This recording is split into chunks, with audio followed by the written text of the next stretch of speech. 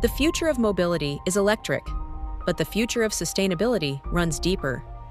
While EVs and efficiency dominate the conversation, most automotive emissions originate upstream in manufacturing and supply chains.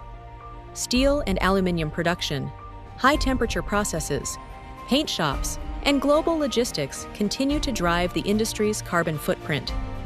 Even with electrification, these embedded emissions remain one of mobility's toughest challenges.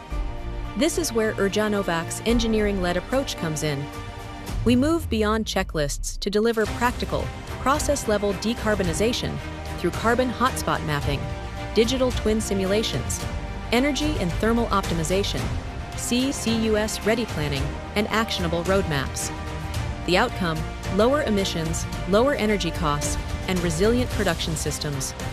In the decade ahead, automotive leaders will be defined not just by what they build, but by how sustainably they build it. UrjanovaC, engineering the path to industrial net zero.